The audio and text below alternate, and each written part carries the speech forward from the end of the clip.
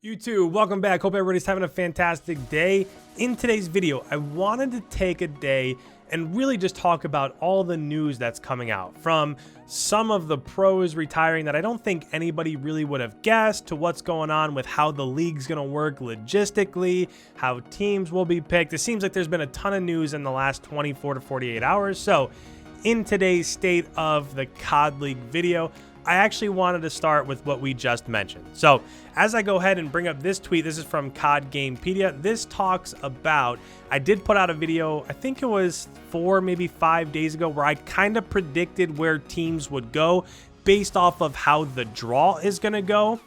And this is what they've come up with. So again, this is a breakdown of how groups will be drawn, and they do a nice job of breaking it down. So what this says is, to start off, the champion Dallas Empire and runner-up Atlanta FaZe will make the first and the second picks, okay? So imagine one group has Dallas at the top, another group has Atlanta at the top. So what's going to happen from here is Dallas is going to pick a team to put in Atlanta's bracket. And so let's just say that Dallas takes Optic and puts them in Atlanta's bracket. Once that happens, Atlanta's going to pick a team and put them in Dallas's bracket. So we'll just say it's going to be, for the ease of things, we'll say that Atlanta's going to take LA Thieves and put them in Dallas's bracket. Now, from there, it goes with the team that was picked next. So Dallas first picked Optic. So after Dallas picked, Atlanta picked, now Optic is going to pick a team to go in Dallas's bracket. So let's just say that they take the New York Subliners. So now you have Dallas, you have LA Thieves, you have New York Subliners in the first group. The next team to pick, which would be the next team that was put into a group, would be LA Thieves.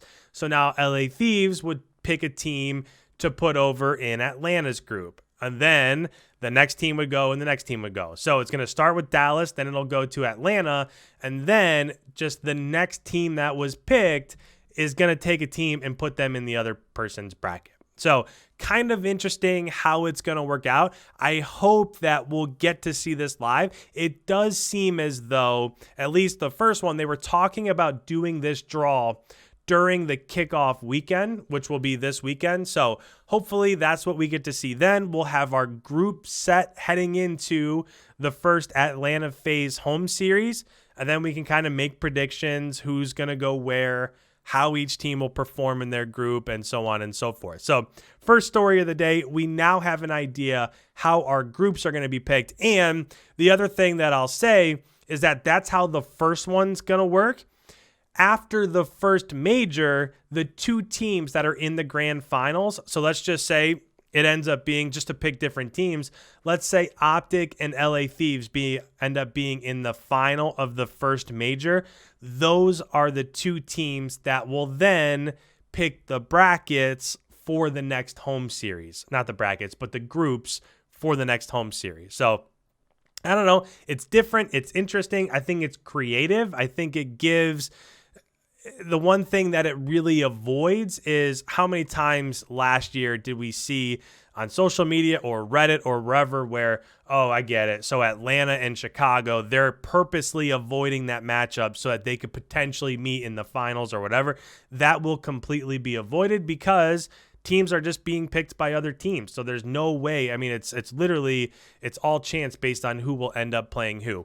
The second story of the game comes from CDL Intel, where we now also know the prize pool for 2021 and how that will be broken down.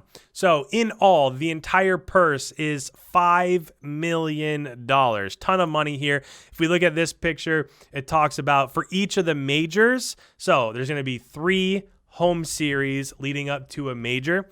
Each major, first place will get 200 grand, second place 120, third place 80 grand, fourth place 40 grand, and then it just goes down from there. If you place 9th, 10th, 11th, or 12th, you get nothing. So quite a drastic drop off there. When it comes to the playoffs, this is pretty similar to the original breakdown that we had last year, but the league champion will get 1.2 million, just as they did before. Second place, 650 grand, third place, 300 grand, fourth place, 150 grand, and then so on and so forth. The other thing that I'll mention again is if you place 9th, 10th, 11th, or 12th, you're not getting anything. So hopefully these teams can step up, but that's how the actual breakdown is going to go. $5 million total at stake. When it comes to CDL points, so this is going to be what ends up ranking teams when it comes time for the playoffs, right? So if you, at a major tournament, let's just read through this just so that we don't miss anything, but it says the 6 teams in each group will play with each other across 3 weeks of home series, with teams acquiring CDL points for each victory. CDL points will determine seeding in each major and qualification into the playoffs. So what you're fighting for in those home series matches is you're fighting to build up those points so that you can be seeded properly when it comes time for the major. So it's for the 2021 season. 10 points will be awarded for each home series win. So very similar to last year, you get 10 points for winning just like always.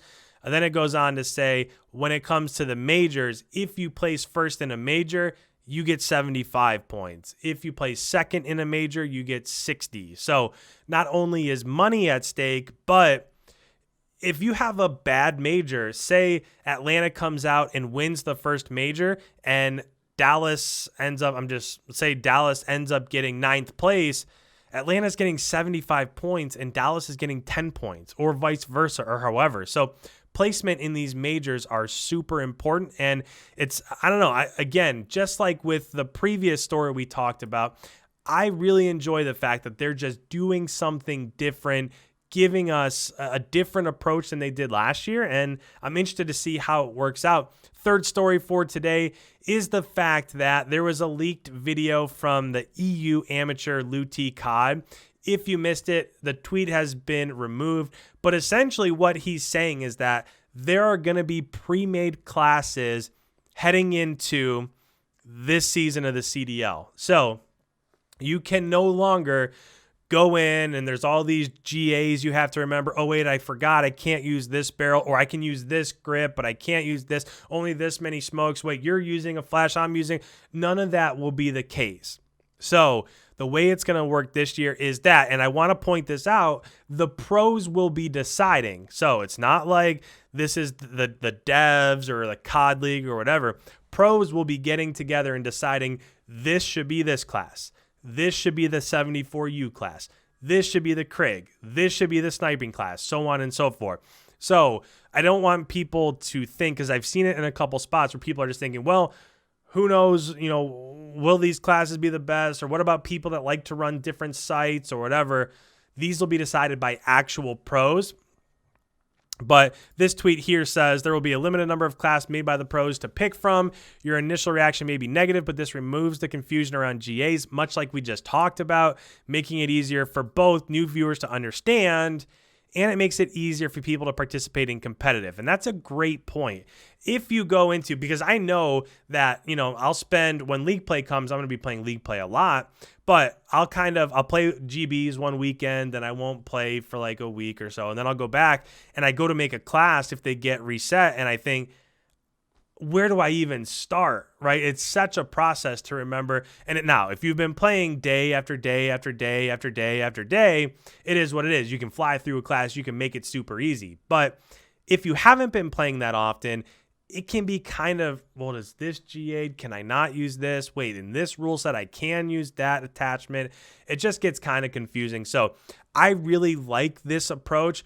Ultimately, there are going to be people that are not happy with it, right? There are going to be pros that say, well, I don't like this site. This isn't the one that I use. I'm not playing well because why is this the class? Just wait for it. There will be people complaining about the pre-made classes, but overall, I think it's a great approach to the CDL season in 20 and 21. And the last bit of news, which actually just broke in the last couple hours, and this is the one that I'm upset at the most, is ZooMaa. So it says ZooMaa's taking a step back from competitive Call of Duty. And if you go through and you read this, he talks about how when he was back with FaZe, he had a hand injury and it took a really long time to have surgery and the rehab to get back to where he was.